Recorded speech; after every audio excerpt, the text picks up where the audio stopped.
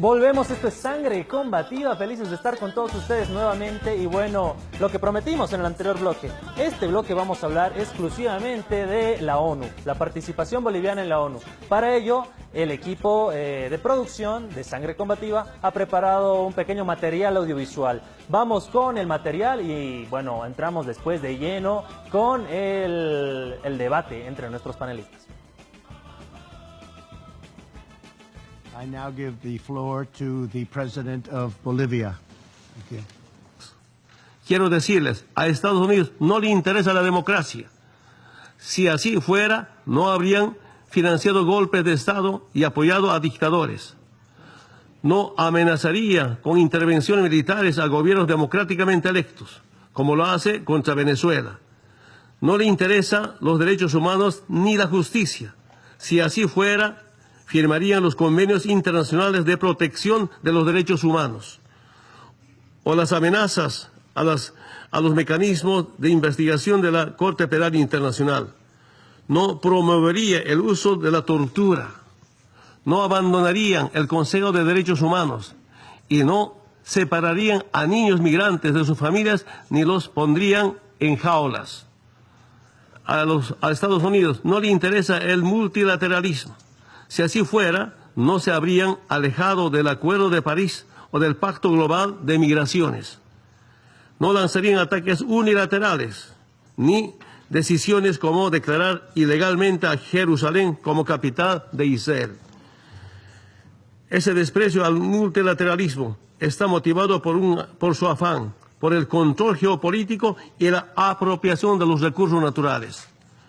Hermanas y hermanos, por encima de estas situaciones, saludamos a los países Francia, Alemania, Reino Unido, China, Rusia, que se mantienen firmes en la defensa del acuerdo nuclear firmado con Irán. A los países que no abandonaron el Acuerdo de París. A los países que defienden los principios de igualdad soberana de los estados, de no injerencia en asuntos internos, de respeto al derecho internacional y de respeto a los compromisos asumidos y de defensa del multilateralismo. La responsabilidad de nuestra generación es entregar un mundo más justo y más seguro a las siguientes generaciones. Eso solamente se conseguirá si es que trabajamos juntos para consolidar un mundo multipolar, con reglas comunes, para respetar y defendiendo todas sus amenazas a las Naciones Unidas. Muchas gracias.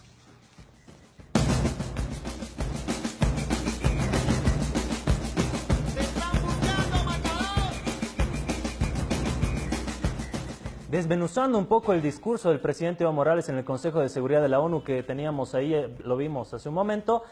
¿Multilateralismo existe, evidentemente, o bueno, las potencias, en este caso Estados Unidos, hacen y deshacen el mundo? Bueno, no se peleen, Dudu. Lili, ¿quién quiere comenzar?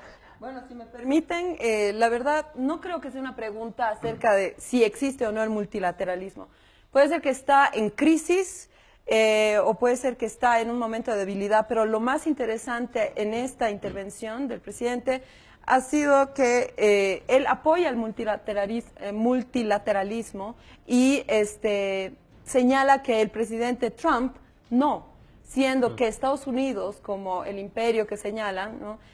O el país hegemón en las últimas décadas, ha sido el constructor de este sistema en algún momento junto con otros estados y ahora se está dando la vuelta, ¿no? No solamente Bolivia, sino estados como Irán.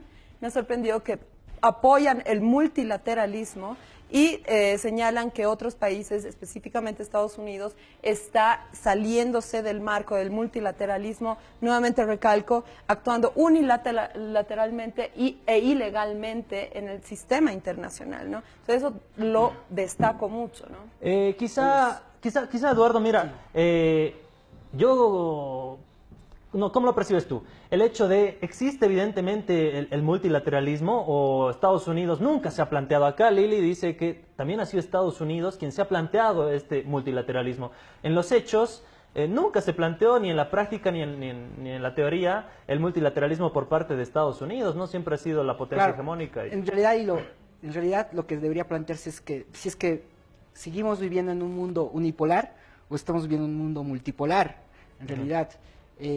tú sabes que en la después de la Segunda Guerra Mundial vivíamos un mundo bipolar, la Guerra Fría, etcétera, y cuando se derrumbó el bloque soviético, Estados Unidos hablaba del fin de la historia y de una hegemonía trascendente. Yo pienso que aún continuamos con la hegemonía de Estados Unidos, que sigue viviendo el mundo, sigue siendo un poco unipolar, pero en decadencia. Yo pienso que Estados Unidos sigue siendo hegemónico, pero en decadencia. Y un claro ejemplo fue lo mismo que dijo el presidente Evo Morales, ¿no? Cuando hay una resolución de todos los países de la ONU que declara, por ejemplo, a Jerusalén como capital, digamos, universal, que no va a ser capital ni de Palestina, Jerusalén ni de Israel, y Trump decide, bueno, voy a mudar mi capital, la embajada a Jerusalén y ponerlo así como de facto, digamos, que sea la capital de Israel, bueno, está rompiendo todo lo que fue mandatos de la Asamblea. Incluso está rompiendo mandatos, como señaló el presidente Morales, del mismo Consejo de Seguridad, cuando todos los países acordaron en muchos casos, ¿no?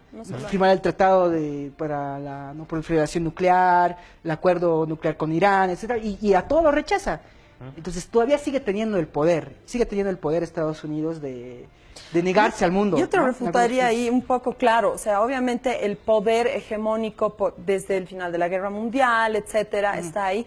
Pero yo creo, en mi análisis debatible, pero desde el 2008, por ejemplo, que hay la crisis financiera que empieza ahí y se difumina primero en Europa y en los países industrializados y después afectando un poco después, ¿no?, a países, bueno, a regiones como las nuestras y de todo el mundo.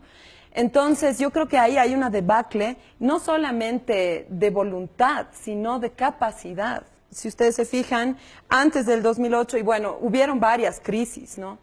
Pero el 2008 fue una bastante, o sea, que gira, que hace virar 180 grados todo, pierde hegemonía porque hay falta de recursos para estirar los tentáculos, digamos, que sostenían el sistema internacional, porque sostener un sistema internacional no requiere solamente de discurso, requiere de instituciones, requiere de gente, requiere de burócratas, claro, y bueno, si buscan, bueno, hay académicos que estudian cuánto de recursos desde los años 70 se incrementan desde Estados Unidos para el sistema internacional. Y es justamente en los años 70 que, digamos, las corporaciones transnacionales empiezan a tener mucha más injerencia en el decir, digamos, de la política internacional. Y después también se necesita mucha más capacidad administrativa del sistema internacional, cosa que nace en las ONGs. Entonces, hay una ramificación ahí que el 2008 se debilita. Entonces yo veo ahí que obviamente no se ha muerto porque un sistema no se puede morir de la noche a la mañana, pero claro, sí está en decadencia y permite que en los lugares donde se sostenía con estos tentáculos, ahora hay espacios vacantes. ¿Qué tenemos ahora? Permíteme terminar. Sí. Tenemos en Medio Oriente un brote, digamos, de nacionalistas, como son, por ejemplo, claro, como es ISIS o muchos otros, ¿no? O Hamas y demás, que se permiten cuando ya no hay esta sostenibilidad del sistema internacional o del aparato, que surjan estos. Y aquí en Sudamérica han habido las opciones de que surjan gobiernos como el actual en Bolivia, como el de Maduro, etcétera, que salen del marco de la lógica, del paradigma, de lo que la libertad, democracia. Bueno, la democracia se sigue debatiendo aquí, pero es un concepto que ya ha perdido raíz, digamos, ¿no? Entonces se permite experimentar. Entonces es el momento de estas regiones de poder surgir en temas de administración de sus pueblos, ¿no? Lili Peñaranda, teníamos ahí sus comentarios. Quiero plantearles, volviendo nuevamente al tema de las Naciones Unidas y el Consejo de Seguridad de la ONU, obviamente conocemos de los países con derecho a veto y demás, los miembros permanentes, pero ya para ponerle picante, digamos, este debate, ¿para qué sirve el Consejo de Seguridad en los hechos, digamos, ¿no? Si sale una resolución que dice, no vamos a invadir Irak, pero Estados Unidos igual invade, digamos, ¿no? ¿Para qué tenemos un Consejo de Seguridad, Eduardo? Bueno, justamente eso, como habíamos señalado, muestra la hegemonía que aún tiene. O sea, definitivamente, como tú señalas, 2008 fue un golpe muy, muy duro, no solamente para Estados Unidos, sino para el capitalismo global, la crisis financiera. Pero, ¿bajo qué se sustenta Estados Unidos? Bajo otra arma que te digan en que está debilitada en la arma económica, hay nuevas economías emergentes, pero tienen un arma que aún sigue siendo, que tiene casi todo el control, ¿no? Que son las armas precisamente. El poder militar. El poder Claro, militar, claro. Bueno, ¿quién le puede hacer frente al poder militar de Estados Unidos? Imagínate cuántas bombas nucleares más tendrán. Entonces, se aferra mucho a eso, pero lo que tú señalabas hace ratito también era muy interesante, de que no solamente la decadencia viene a partir de lo que es su ámbito económico, su decadencia también viene hacia la propuesta al mundo, ¿no? Cuando acabó la Guerra Fría, la propuesta al mundo fue el neoliberalismo, ¿no? La profundización del capitalismo. Pero, como tú señalaste, desde finales del siglo XX ha habido el surgimiento de otras alternativas, de volver a poner en tapete el socialismo, que uno de ellos fue pues, precisamente Hugo Chávez, que dijo, bueno, vamos a poner nuevamente el socialismo en agenda, y surgieron gobiernos como el presidente Evo Morales, ¿no? El presidente Evo Morales estaba ahí sentado justamente en el Consejo de Seguridad, diciéndole las verdades a Donald Trump, diciéndole las verdades al sistema capitalista mundial, porque Evo Morales y el gobierno boliviano es y plantea también una alternativa hacia este sistema. Y lo ha planteado y lo ha señalado en varios puntos de la Asamblea General, ¿no? Las alternativas que se podrían dar en cuanto al ámbito climático, en cuanto al tratamiento de los derechos humanos, en cuanto al tratamiento de la madre tierra, en cuanto al tratamiento del ver al ser humano como ser humano y no como simplemente mercancía, ¿no?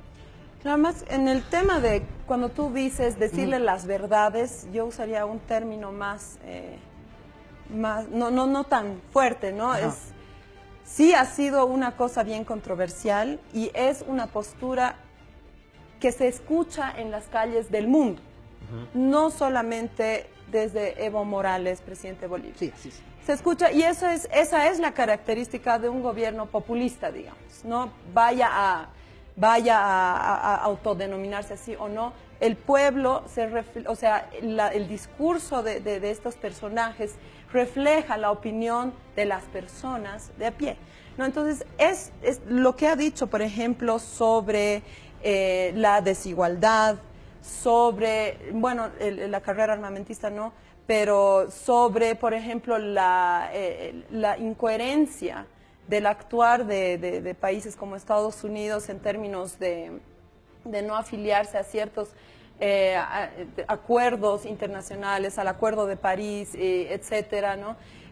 Contradicciones muy fuertes están en la boca de la población mundial, en críticas de académicos, etcétera, que ya no pueden ponerse en una mesa que diga, bueno, te digo tus verdades en la cara, las creas o no. Son cosas que se pueden, ciertas cosas que se pueden comprobar, por ejemplo, ¿no? La desigualdad, una de ellas que es para, a mi vista, una de las más importantes. Y Lili, ¿por qué pasa esto? ¿Por qué el discurso de Evo Morales entra a las agendas académicas, a las agendas de los partidos políticos, a las agendas de la Vox Populi, digamos, de la ciudadanía global y mundial, ¿no? ¿Por qué?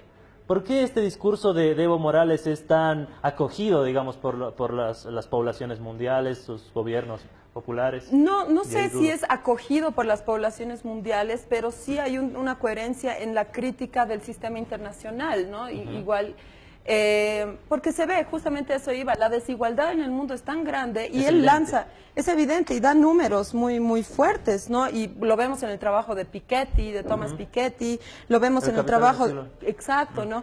Y no es, o sea, la idea no es volverse ideológico, digamos, ¿no? Que no sea un debate ideológico, sino que sea un debate que toque tierra, ¿no? Y la realidad en el mundo es ahora que la desigualdad es tan grande y estamos volviendo a la desigualdad que existía en el siglo XIX, cuando la pobreza era rampante, la migración era innecesaria de Europa, por ejemplo, escapando a Estados Unidos o a otros lugares del planeta, aquí mismo a Sudamérica.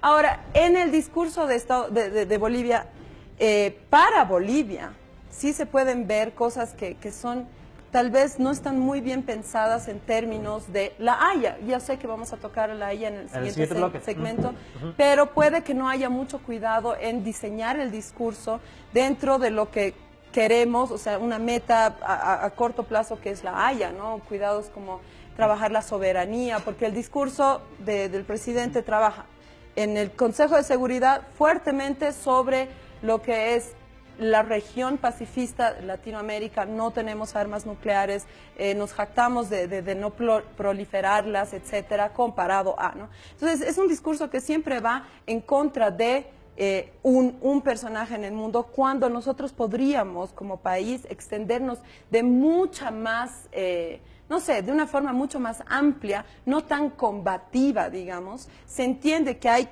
hechos, no es coherente, etcétera, pero podemos ver nuestros intereses antes de combatirlos. Tú señalabas justamente ahorita que lo que planteó Evo Morales no es que se inventó, no es que salió de la nada, sino es un hecho real que ocurre en las calles de Latinoamérica y del mundo, que la gente reclama por eso, que la gente se ha sentido identificada. Se ha sentido identificada y, por ejemplo, lo que dijo acerca de enjaular a niños, que lo hizo Trump. Bueno, eso exacto. Tal vez es utilizar palabras muy fuertes, ¿no? Sí, pero también hay que plantear, si él no lo hace, ¿quién lo iba a hacer? O sea, por ejemplo, la gente se ha sentido identificada y ha sido una noticia internacional justamente porque los otros presidentes no lo hacen. Porque los otros presidentes y muchos gobiernos son parte de esa hegemonía. Muchos presidentes, cuando van a asambleas de Naciones Unidas, cuando van a encuentros internacionales, no expresan la voz de su pueblo. Muy pocos son los que expresan la voz de su pueblo.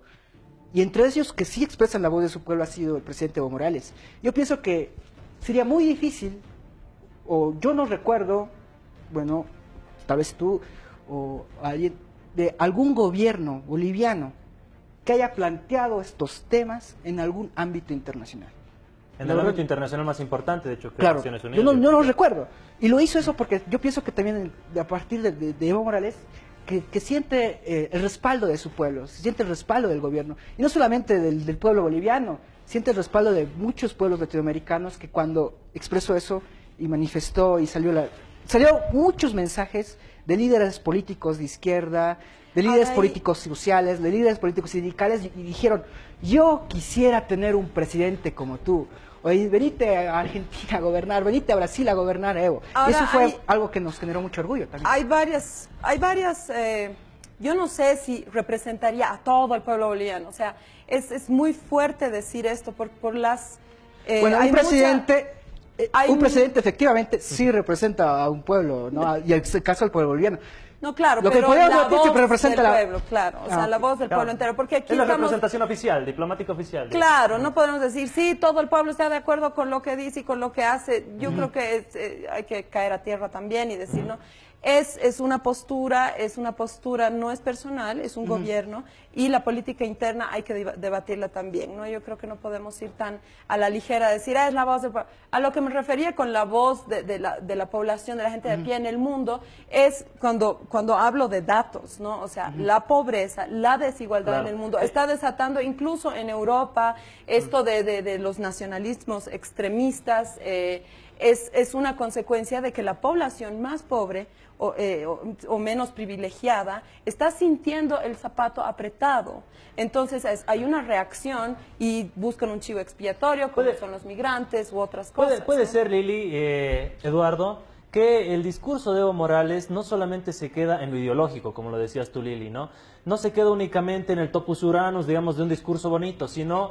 es este discurso que tiene su respaldo material a través de estos índices de desigualdad que tú lo decías, estos índices de redistribución de la riqueza mundial, por ejemplo, que lo tocaba también hacer la referencia de Thomas Piketty, y demás hechos concretos, que es por eso tan fuerte en Naciones Unidas, ¿no? Por eso se refleja tanta fuerza en el discurso de Evo Morales, porque no es solamente un discurso bonito, sino es un discurso que está amparado en datos también, está amparado en datos y en realidades. No sé si concuerdan acá, discrepan, y con esto podemos ir cerrando este bloque. Eduardo, bueno, 1 minuto y medio, después Lili 1 minuto y medio, y ahí cerramos. Ok, bueno, para cerrar, yo quiero señalar que al momento del discurso del presidente Evo Morales, más allá del discurso fue un sentimiento de orgullo latinoamericano. El presidente Evo Morales habló por el pueblo, yo estoy seguro que habló por el pueblo verdadero, por un pueblo que ha sentido el sufrimiento, que ha sentido la invasión, la tortura, el saqueo de los recursos naturales. El presidente Evo Morales hablaba, Estados Unidos financió dictaduras. Y eso puso en la agenda.